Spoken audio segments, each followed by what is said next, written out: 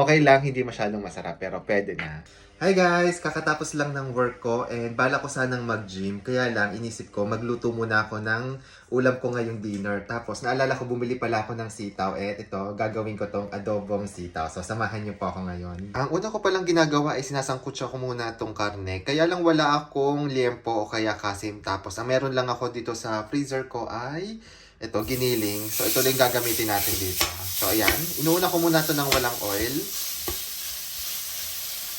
Ayan guys, kapag medyo okay na yung ating karne, usually magmamantika yan, lalo na pag liempo yung ginamit mo. Pero yung nabili kong giniling ay medyo lean. So, wala siya masyadong mantika, kaya lagyan natin ng mantika. Ayan. Ayan. Tapos, gisa lang natin ng konti pa.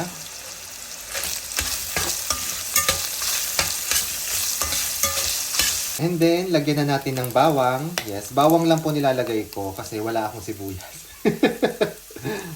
Then, gisa-gisa lang kasama ng karne. Ayan, after a while, lagyan na natin yung ating mga sitaw.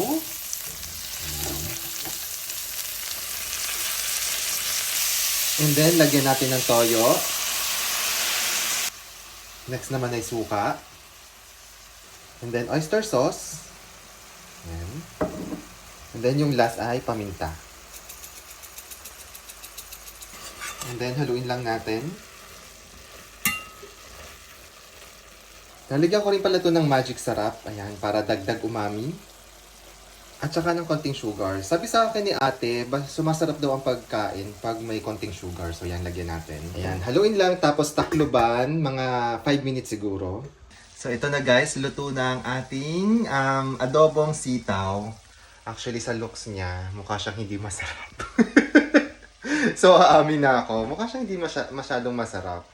At hindi ko siya tinikman. Ang bala ko ngayon, mag-gym muna ako para magpapawi. Tapos pagbalik ko, saka natin tikman kung okay ba siya. Medyo kinakabahan ako. Parang feeling ko pang 6th place to. Anyway, mag-gym po muna ako. Tapos kainin natin ito pagbalik ko.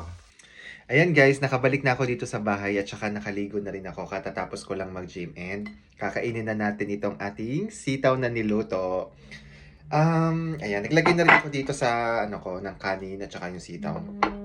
Sana masarap siya kasi parang hindi masyadong maganda yung toyo na nabili ko. Tapos, yung sitaw parang hindi na siya ganun ka-fresh kasi parang 4 days ago ko pa itong nabili kaya siguro parang medyo, ayun, parang ang tataba niya. Anyway.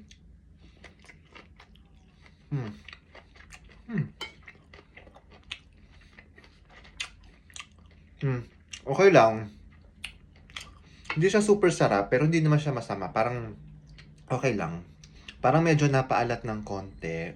Tapos, ewan ko. Masarap kasi talagang toyo select eh. Mas gusto ko yung toyo na yon. Pero anyway, okay naman siya.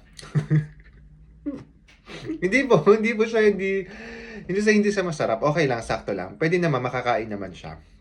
Medyo napaalat lang ng konti. Pero okay naman siya kasi may kanin naman eh.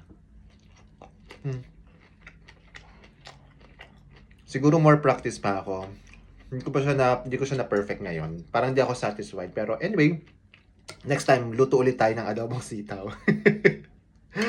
Okay lang, hindi masyadong masarap, pero pwede na. Anyway, yan, kain na po muna ako ng dinner ko and thank you po sa pagsama sa akin, guys. Bye-bye!